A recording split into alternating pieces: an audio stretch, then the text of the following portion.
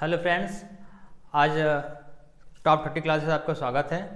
आज हम लोग सोशल साइंस के क्वेश्चन पे बात करेंगे जो कि यूपी बोर्ड में लगातार क्वेश्चन आते रहते हैं। और आप देखिए, इस क्वेश्चन का आपका बहुत महत्वपूर्ण काम आएगा कि एग्जाम में आपका 2 महीने 3 महीने में आने वाला है। तो ये क्वेश्चन आपका जो लाभदायक भी होगा आपको एग्जाम के माध्यम से। ठीक है, चलिए आते हैं हम लोग अपने क्वेश्चन पर।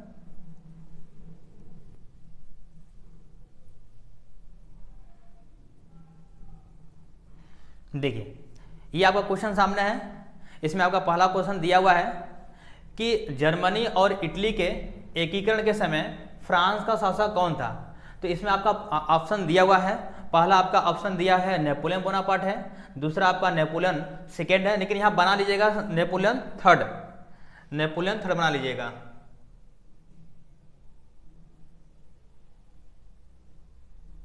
इसको नेपोलियन थर्ड बना लीजिएगा, नेपोलियन थर्ड बना लीजिएगा। ठीक है, और तीसरा आपका ऑप्शन है विक्टर एमेनुअल है, और घ आपका ऑप्शन है इनमें से कोई नहीं।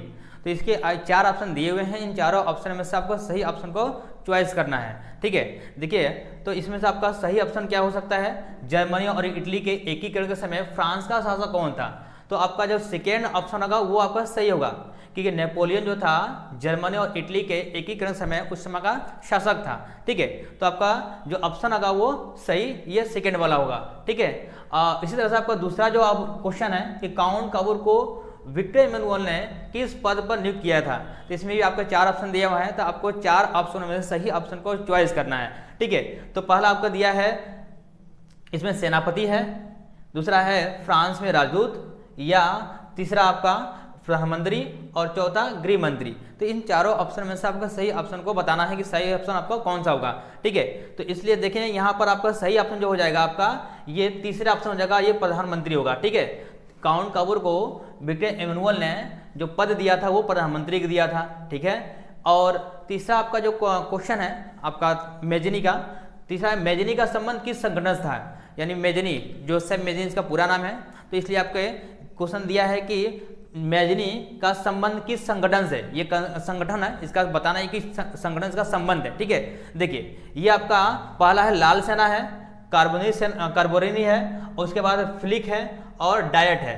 तो इसमें आपका सही ऑप्शन बताना है कि सही ऑप्शन आपका इसमें क्या हो सकता है। ठीक है, देखिए, आपका सही जो ऑप्शन होगा आपका वो कार्बोनरीज होगा।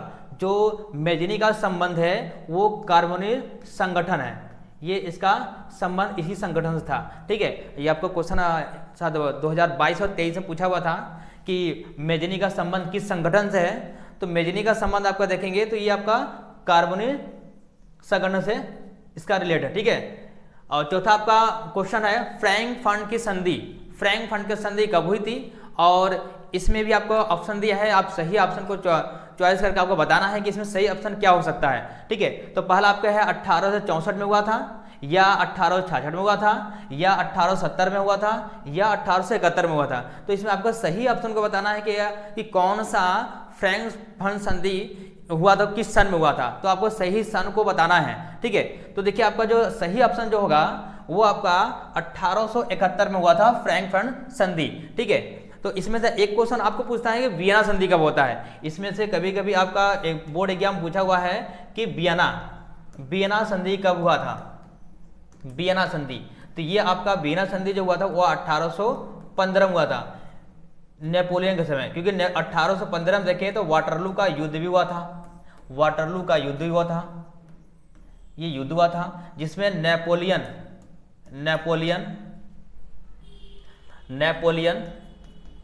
हार गया था। नेपोलियन को 4 देशों ने मिलकर हराया था। ठीक है, नेपोलियन को 4 देशों ने मिलकर हराया था। और एक क्वेश्चन आगे पूछ लेता है कि नेपोलियन संहिता कब आया था। एक क्वेश्चन आगे पूछ लेता है कि नेपोलियन संहिता कब आया था। तो नेपोलियन संहिता जो हुआ था वो 1804 में। ठीक है, 1804 में। और इसी समय आपका फ्रांस का शासक भी आप नेपोलियन बना था 1804 में। ठीक है, देखिए, अगला क्वेश्चन आपका सार्डिनिया पिडमांट का शासक कौन था। तो इसमें आपके पांचवा क्वेश्चन है, इसमें भी आपको बताना है कि सार्डिनिया पिडमांट का जो शासक था वो कौन था। ठीक है, तो आपका पहला ऑप्शन है नेपोलियन है, दूसरा है काउंट काबूर है, तीसरा है विक्टर एमेनुअल है, और चौथा आपका विक्टर एमेनुअल द्वितीय है। तो इसमें सार्डिया पिटमान का शासक को बताना है कौन सा आपका इसमें ऑप्शन सही होगा। ठीक है, तो चलिए देखिए ऑप्शन कौन सा सही होगा इसमें। तो ऑप्शन जो होगा आपका पांचवे का वो विक्टर एमेनुअल है। विक्टर एमेनुअल जो है सार्डिया पिटमान का शासक था। ठीक है, तो ये आपका भी जो भारत में राष्ट्रवाद है, भारत में यूरोप में राष्ट्रवाद है, इससे आपके क्वेश्चन बहुत सारे एमसीक्यू पूछा जाता है। और जो आपका भारत में राष्ट्रवाद है इससे ज़्यादातर क्वेश्चन पूछा जाता है। तो एमसीक्यू में आपका जो यूरोप में राष्ट्रवाद है इससे अब कोई क्वेश्चन पूछा जाता है। ठीक है, तो देखिए अगला क्वेश्चन है आपका छठवां है कि नेपोलियन संहिता। देखिए मैं बताया था यहाँ पर लिखा भी हूँ नेपोलियन संहिता। तो नेपोलियन संहिता किस वर्ष लागू की गई थी, मैं बताया था, भी लिखा भी हूँ यहाँ पर। देखें यहाँ पर लिखा हूँ नेपोलियन संहिता कब आया था। ठीक है, नेपोलियन संहिता। ठीक है, तो आपको ऑप्शन तो मिल ही जाएगा कौन सा ऑप्शन सही है छठवें का, क्योंकि 1789 में यानी 1789 में, या 1791 में, या 1801 में। तो ये आपका लास्ट वाला जो ऑप्शन होगा, तो यहाँ मैं बता दिया हूँ कि ये 1804 में नेपोलियन संहिता आया था। ठीक है, तो आपको पता हो जाएगा कि कौन सा ऑप्शन सही होगा। ठीक है, तो यहाँ आपका जो आपका ऑप्शन होगा वो ये 1804 में है। ठीक है, नेपोलियन संहिता। तो ये भी क्वेश्चन आपका कई बार पूछा हुआ है नेपोलियन से संहिता, क्योंकि उस समय फ्रांस का जो शासक बना था नेपोलियन, तो ये अपनी संहिता लाया था। संहिता में बहुत सारे सुधार लाया था, कुछ अच्छी व्यवस्था भी लाया था, कुछ गलत व्यवस्था लाया था, जिससे बाद में कुछ शासकों ने इसको मिलकर हरा दिया। ठीक है, अब आते हैं सातवें जो क्वेश्चन है, करो या मरो का नारा किसका था। आपको नारा बताना है। जाहिर बात है कोई से आपका क्वेश्चन जो आता है भारत में राष्ट्रवाद से, ये आंदोलन के समय, यानी जो करो या मरो का जो नारा था ये बंबई में, यानी 8 अगस्त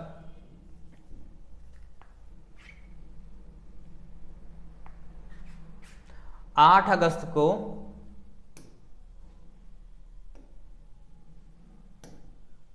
8 अगस्त 1942 ये एक आंदोलन जब चलाया गया था। कौन सा आंदोलन होगा, भारत छोड़ो आंदोलन, भारत छोड़ो आंदोलन। इस समय यह नारा दिया गया था।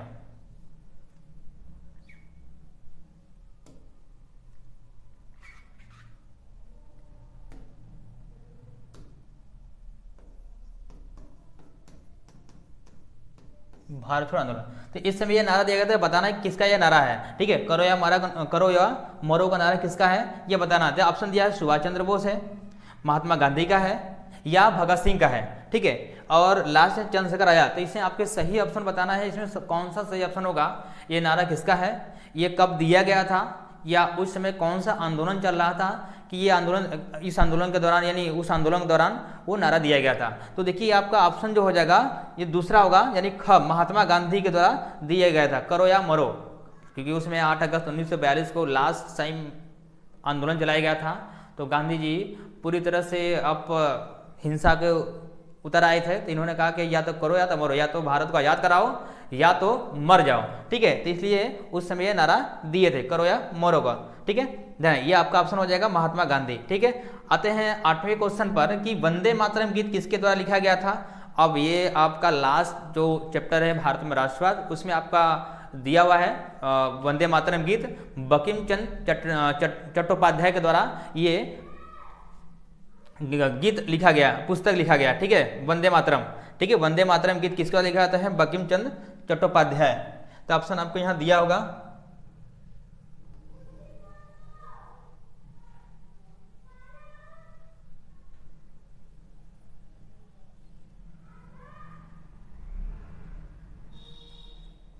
ठीक है, देखिए तो यहां पर दिया है, हाँ, वंदे मातरम। वंदे मातरम गीत किसके द्वारा लिखा गया था। तो आपका ऑप्शन दिया है पहला कि बंकिम चंद्र चट्टोपाध्याय है, तो आधा लिखा हुआ है। ठीक है, रविन्द्रनाथ टैगोर, यहाँ टैगोर लिखना, रविन्द्रनाथ टैगोर, यहाँ पर लिख लीजिएगा रविन्द्रनाथ टैगोर, यहाँ पर चट्टोपाध्याय।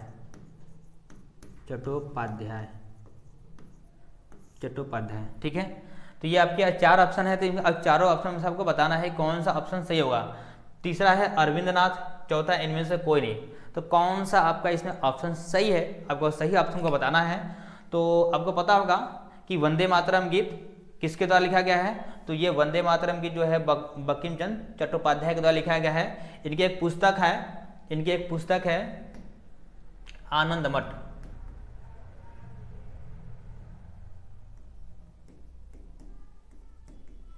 आनंद मठ, ये आनंद मठ से लिया गया है, ये आनंद मठ से लिया गया है। कभी पूछ लेता है कि वंदे मातरम गीत किस पुस्तक में लिखा गया है, तो ये आनंद मठ से में लिखा गया, इसी से लिया भी गया है। ठीक है, तो ये आनंद मठ से लिया गया है। ठीक, तो आपका ऑप्शन क्या हो जाएगा, बंकिम चंद्र चट्टोपाध्याय। ठीक है, नवा क्वेश्चन देख लेते हैं कि महात्मा गांधी दक्षिण अफ्रीका से कब लौटे।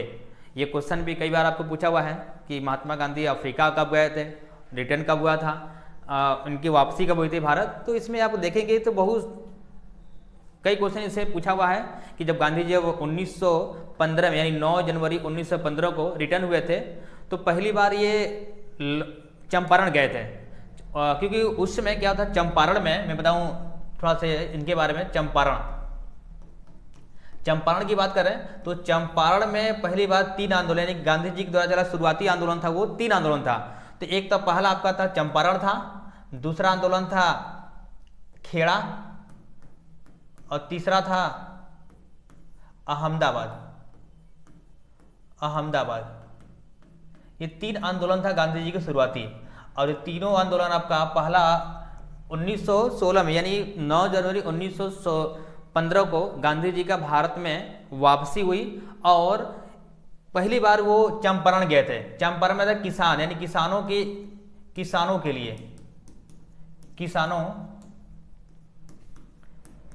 लिए नील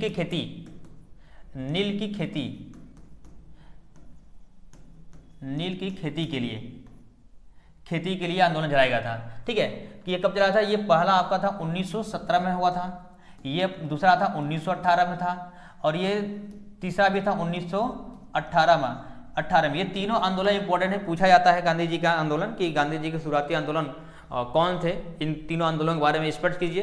तो ये एमसीक्यू में दिया है कि महात्मा गांधी जी दक्षिण अफ्रीका से कब लौटे थे, तो ऑप्शन दिया होगा कि 14 में लौटे थे, या 16 में वापस इनकी वापसी हुई थी, या 15 में, या 1917 में। क्योंकि यहाँ पे 17 बता दिया हूँ कि कौन सा आंदोलन चलाया गया था, 1916 में। मैं अभी सन में बता देता हूँ क्या होता है।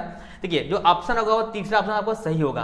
तो तीसरा जो ऑप्शन होगा कि गांधी जी की अफ्रीका से वापसी कब हुई थी, तो 1915 में, यानी 9 जनवरी 1915 को इनकी भारत वापसी हुई थी। और इसी समय 9 जनवरी को ही प्रवासी दिवस मनाया जाता है, भारतीय प्रवासी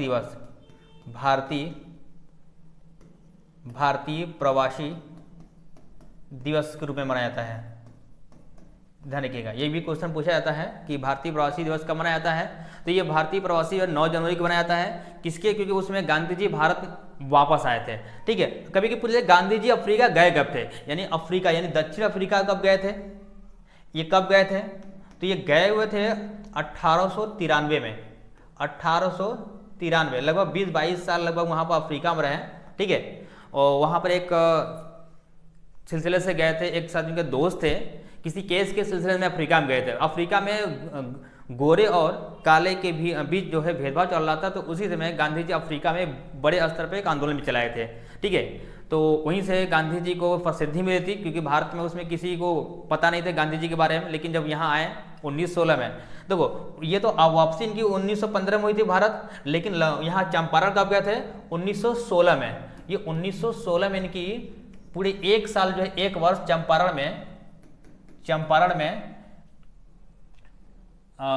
में दौरा किया, चंपारण का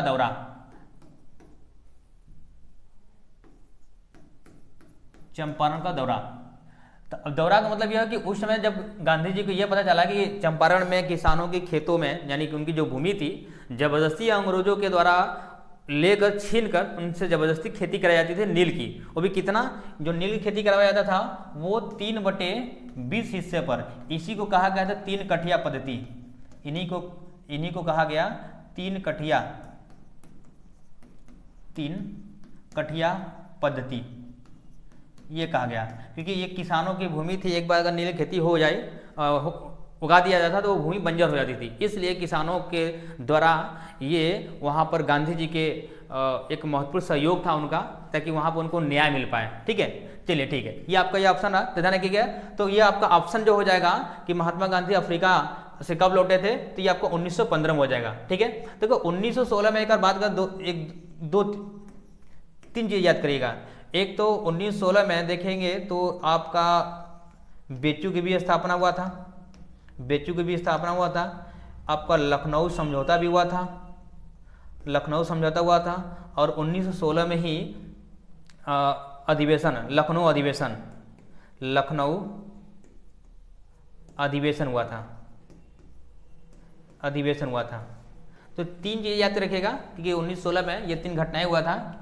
कि कभी पूछा जाए बेचू का स्थापना कब हुआ था, तो 1916 में पंडित मदन मोहन मालवीय के द्वारा किया गया था। ठीक है, ये भी क्वेश्चन पूछा जाता है। ठीक है, और हाँ, एक और क्वेश्चन इसी में आपको पूछ देता है कि होम रूल लीग की स्थापना कब हुआ, तो 1916 में हुआ था। ठीक है, उसमें थे होम रूल लीग की स्थापना जब हुआ था तो 1916 में, तो उसमें एनिबेशन थी, वो एनिबेशन थी तो आयरलैंड की महिला थी, जो उनको आयरिश कहा जाता था। ठीक है, तो आपका ऑप्शन तो पता हो जाएगा कौन सा ऑप्शन 1915 होगा। तो 1917 में भी हमें बता दिया क्या हो गया, क्या हुआ था। और दूसरा यहाँ 1914 में फर्स्ट वर्ल्ड वार था, ये फर्स्ट वर्ल्ड वार था 1914 से 1918 तक। ठीक है, ये घटना हुआ था। चलिए, ये आपके ऑप्शन हो जाएगा। ठीक है, तीसरा ऑप्शन हो जाएगा। ठीक है, अब आते हैं 10वें क्वेश्चन का, पूना पैक्ट। तो पूना पैक्ट किन दो लोगों के बीच में हुआ था, तो पूना पैक्ट 1932 में, ध्यान रखिएगा 1932 में हुआ था। लेकिन 1932 में तो ये हुआ था, लेकिन आपका 3 राउंड टेबल मीटिंग हुआ था, 3 गोलमेज सम्मेलन। ये भी आपको पूछा जाता है कि गोलमेज सम्मेलन कब कब हुआ था, तो पहला कब हुआ था, दूसरा कब हुआ था। ठीक है, दूसरा कब हुआ था और तीसरा कब हुआ था। ठीक है, देखिए पहला जो हुआ था 1930 में हुआ था, दूसरा जो हुआ था 1931 में, और तीसरा जो हुआ था 1932 में। ठीक है, 1932 में।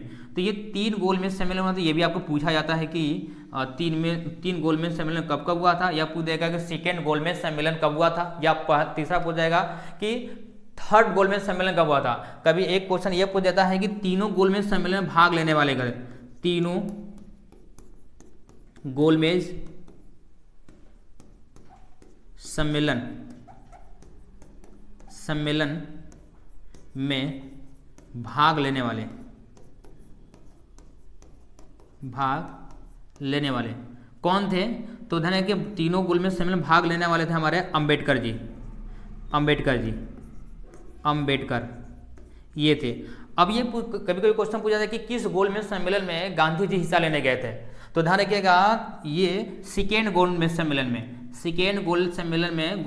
में क्या गांधी जी गए थे, गांधी जी ये गए थे। ठीक है, तो क्योंकि उसमें गांधी जी कांग्रेस के सबसे बड़े लीडर थे, क्योंकि गांधी जी अगर नहीं जाते तो वो गोल में असफल होता था। लेकिन क्या होगा कि वहाँ पर अपने ये जो अंबेडकर थे अपने जातियों को लिए एक अलग से आरक्षण की डिमांड किए थे, जिसके कारण गांधी जी को जाना पड़ा। तो इसलिए सेकेंड गोलमेज सम्मेलन में गांधी जी गए थे भाग लेने। ये कहाँ हुआ था गोलमेज सम्मेलन, ये तीनों हुआ था लंदन में, ये तीनों जो हुआ था वो लंदन में हुआ था। ठीक है, ये ग्रेट ब्रिटेन की राजधानी है लंदन, और उस समय लंदन के यानी उसमें ब्रिटेन के जो प्रधानमंत्री थे रैमजे मैकडोनाल्ड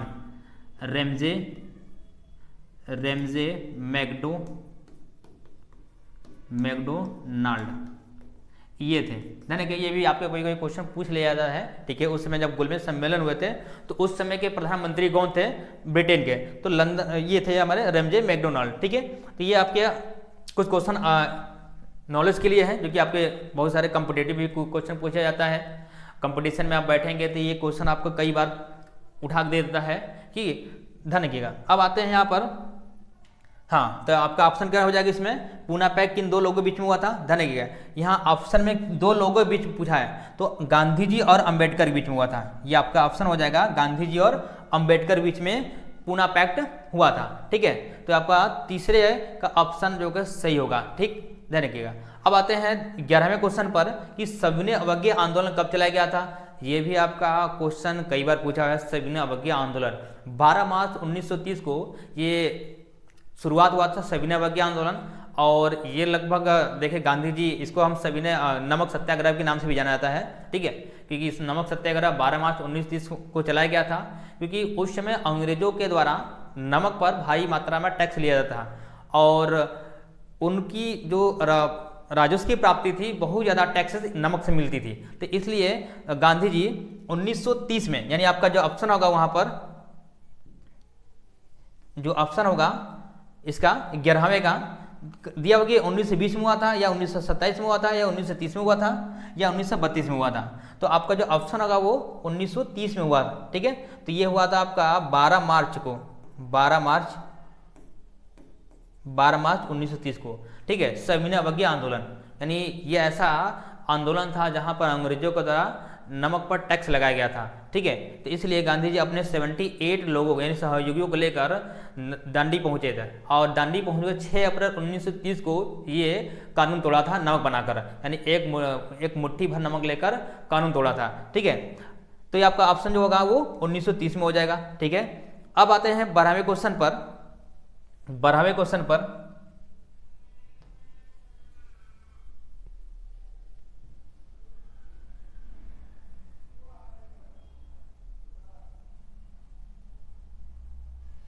12वें क्वेश्चन पर देखिए करा कि लखनऊ समझौता कब हुआ था। मैं आपको उस ऑप्शन में बताया था लखनऊ समझौता कब हुआ था, इसमें आता लखनऊ अधिवेशन कब हुआ था। तो इसलिए देखिए आपका जो ऑप्शन है 1916, 1917, 1918, 1920। तो आपको बताना है कि लखनऊ समझौता कब हुआ था। तो मैं बताया था कि लखनऊ समझौता जो हुआ था वो आपका ऑप्शन जो है क सही होगा, ठीक है। मैं बताया था ना कि आपके जो अधिवेशन भी हुआ था 16 में हुआ था, ठीक है। तो ये आपका ऑप्शन जो हुआ पहला 1916 ये सही होगा, ठीक है। अब मैं 1917 बता दिया था, 18 बता दिया था, ठीक है। और 1920 में देखे तो ये आपका असहयोग आंदोलन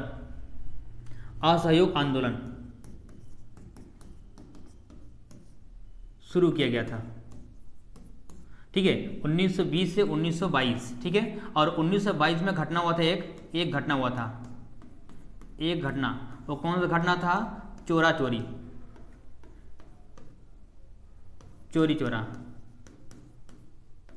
चोरा घटना। ये भी आपके क्वेश्चन पूछ लेता है कि चोरी घटना कब हुआ था, या इसी से पूछ लिया जाता है कि गांधी जी अपना असहयोग आंदोलन यानी असहयोग आंदोलन वापस क्यों ले लिया था। तो ये आपका दिया घटना ये 1922 में 5 फरवरी, ये आपका 5 फरवरी 1922 को ये घटना हुआ था, जिसमें 22 पुलिस वालों को जिंदा जलाया। 22 पुलिस वालों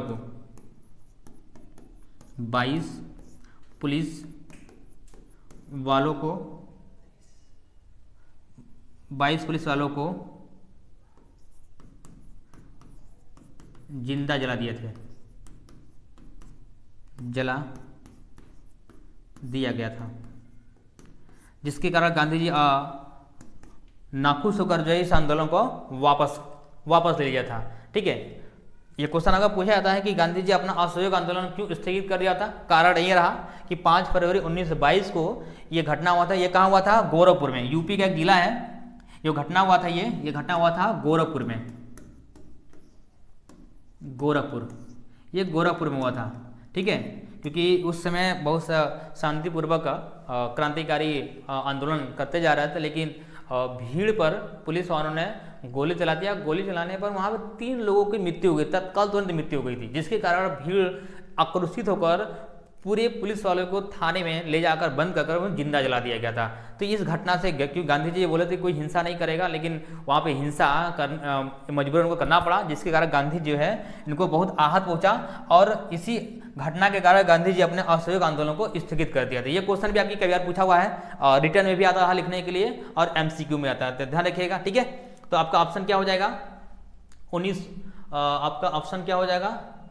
हाँ, ये आपका 1916 हो जाएगा, लखनऊ समझौता, ठीक है। मैं आपको 18 बता दिया, 17 बता दिया था क्या था, ठीक है। 17 में चंपारण आंदोलन था, 18 में खेड़ा आंदोलन था, ठीक है। अब अगर पूछ रहे खेड़ा है कहाँ, क्योंकि आपका मैपिंग में भी क्वेश्चन पूछा जाता है कि खेड़ा गांधी जी के द्वारा चलाया गया खेड़ा आंदोलन कहाँ स्थित है। तो ध्यान रखिए, खेड़ा और अहमदाबाद दोनों गुजरात में स्थित है, ध्यान रखिएगा।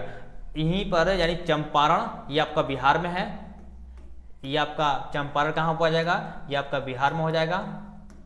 ठीक है, अगर आपसे खेड़ा पूछ लिया जाएगा, खेड़ा कहाँ है, तो ये आपका गुजरात में है, क्योंकि गांधी जी का जन्म भी यहीं हुआ था। या अहमदाबाद, या अहमदाबाद, ये मैपिंग में क्वेश्चन कई बार पूछा हुआ है। ठीक है, ये भी आपका गुजरात में हो जाएगा। ठीक है, ये दोनों आपको याद रखना पड़ेगा। ठीक है, चलिए, तो ये आपको हो जाएगा। अब अगला क्वेश्चन का 13वां क्वेश्चन, भारत में संविधान कब लागू हुआ था। अब ये संविधान, अब हमारे भारतीय प्रस्तावना भी है, इसका उल्लेख किया गया है 26 नवंबर 1949 कि उसमें अंगीकृत, आत्मर्पित और अधिनियमित ये शब्द लिखा हुआ। लास्ट टाइम अगर प्रस्तावना पढ़ेंगे तो उसमें ये वर्ड लिखा हुआ है। ठीक है, तो दिया हुआ कि भारत में संविधान कब लागू हुआ था, तो लागू कब हुआ तो ये बताना है, या क्वेश्चन पूछे संविधान बनकर कब तैयार हुआ था, तो 26 नवंबर 1949 का हमारा संविधान बनकर तैयार हुआ था। और 26 नवंबर 1949 को बनकर तैयार हुआ था, और जो लागू हुआ था 26 जनवरी 1950 को ये आपका संविधान लागू हुआ था।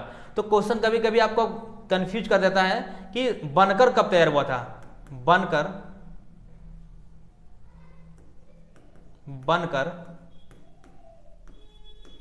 कब तैयार हुआ,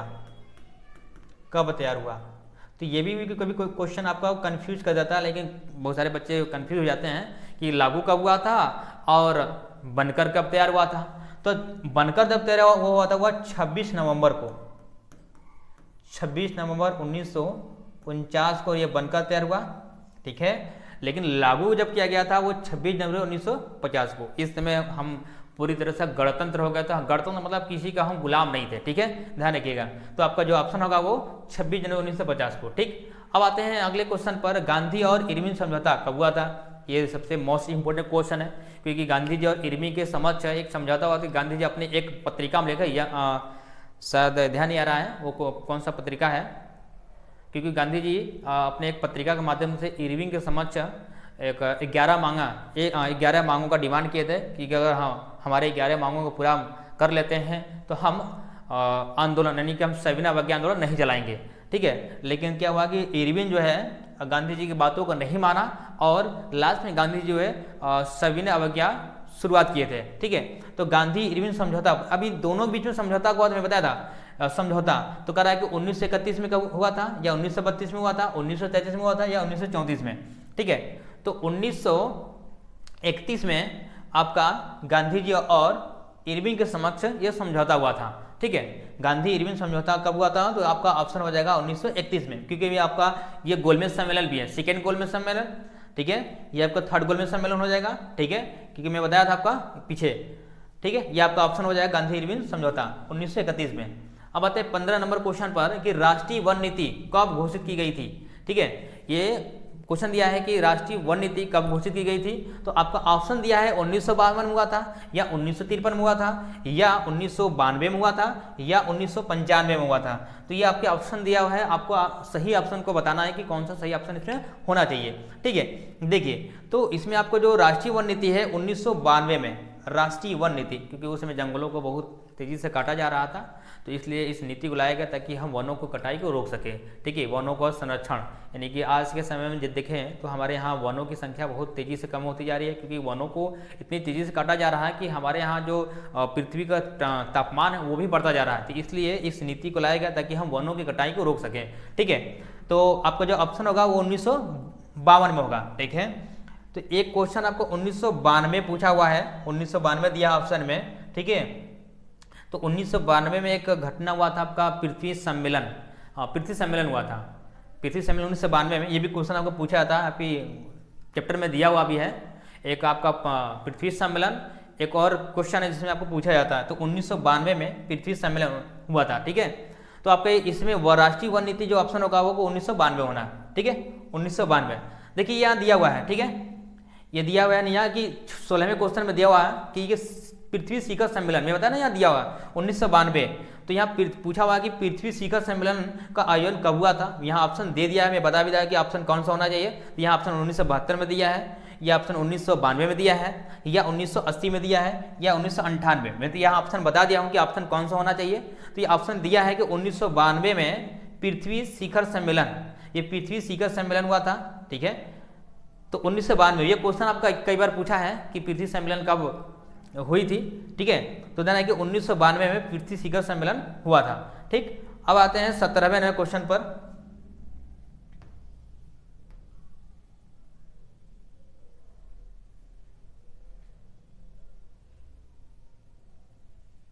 देखिए 17वां क्वेश्चन है कि कपास खेती के लिए उत्तम मृदा क्या है, यानी सबसे अच्छा मिट्टी कौन सा है।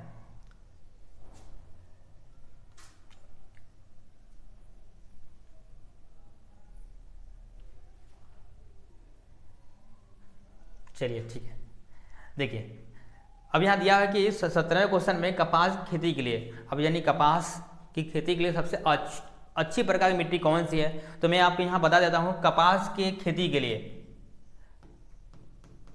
कपास खेती के लिए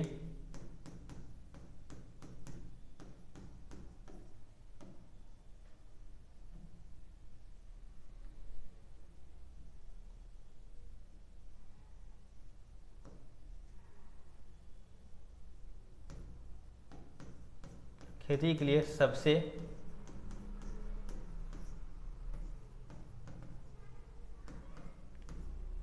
अच्छी मिट्टी, तो ध्यान कि सबसे अच्छी मिट्टी जो होगा वो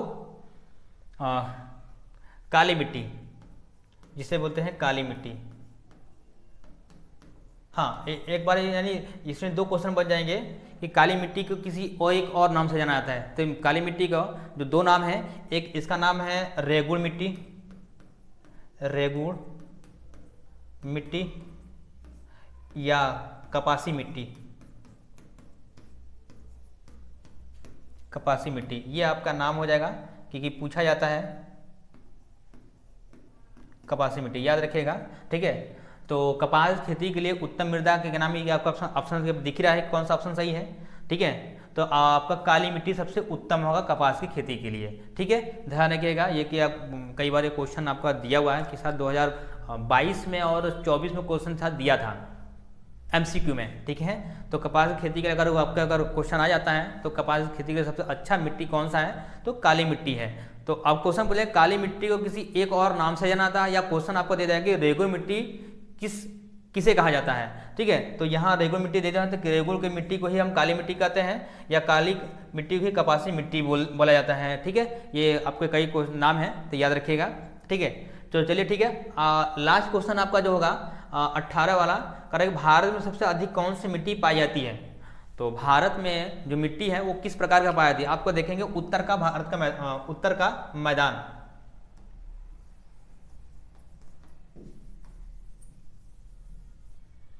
देखेंगे ये वाला पार्ट, ये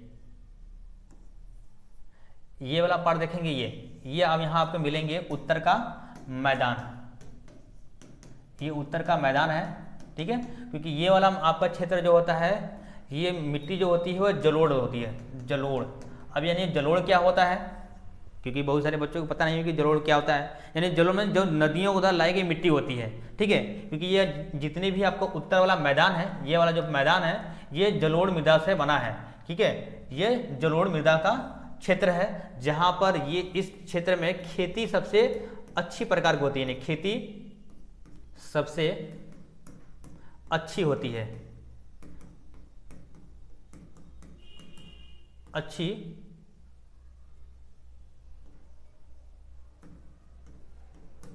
होती है। ठीक है, क्योंकि यहाँ बहुत जनसंख्या भी देखेंगे, यानी इस क्षेत्र में जनसंख्या सबसे ज़्यादा यानी सघन होती है।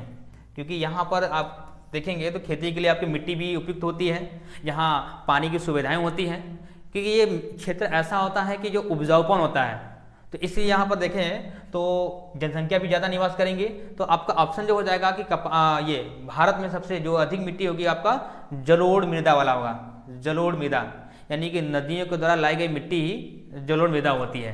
ठीक है, तो ये आपके कुछ क्वेश्चन रहे MCQ, ध्यान रखिएगा, ये आपके बोर्ड एग्जाम के लिए बहुत इंपॉर्टेंट है। इसको तैयार कर लेंगे तो कम से कम आपका 20 क्वेश्चन में से कम हिस्ट्री, ज्योग्राफी और पॉलिटी से और क्या नाम है इकोनॉमिक्स से, 2-3 इकोनॉमिक्स से लगभग 4-5 क्वेश्चन पूछा जाता है। तो अगर ढंग से पढ़ लेंगे तो कम से कम आपके एमसी जो क्वेश्चन है वो अच्छा नंबर यानी स्कोर देगा, क्योंकि एमसीक्यू बच्चों का बहुत ज़्यादा जो है तैयार नहीं होता है, जिसके कारण नंबर भी नहीं उठा पाते हैं। तो इसलिए कम से कम आप एमसीक्यू तैयार कर लेंगे तो आपका एसएसटी में यानी कि हिस्ट्री और पॉलिटी यानी सब चारों मिलाकर आपका अच्छा स्कोर आएगा। कम से कम 100 में से लगभग आपका 80 या 90 के आसपास आ सकता है अगर ढंग से अगर तैयार कर लेते हैं, क्योंकि आपको 10 नंबर का मैपिंग आता है, 20 क्वेश्चन आपका एमसीक्यू आता है और बचता है 40 नंबर का, तो आपको 40 नंबर ही लिख के आना है। वो भी 40 नंबर कम से कम ज़्यादातर आपको हिस्ट्री से क्वेश्चन पूछा जाता है। जैसे आपका पूछ देता है कि सत्याग्रह क्या समझते हैं, सविनय अवज्ञा आंदोलन के बारे में उल्लेख कीजिए, ये क्वेश्चन आ जाता है। तो इस तरह से इस टाइप के क्वेश्चन आते हैं, तो आप ढंग से तैयार कर लेंगे तो आपका अच्छा से नंबर उठ पाएगा एसएसटी में। तो इसलिए अपना ये इस सब्जेक्ट को तैयार कर लीजिए। आगे नेक्स्ट टाइम में हम लोग इस पे एमसीक्यू तैयार करेंगे और आपको लाकर बताया जाएगा एमसीक्यू, ताकि आपको अच्छा नंबर उठ पाए एसएसटी में। ठीक है, तो धन्यवाद।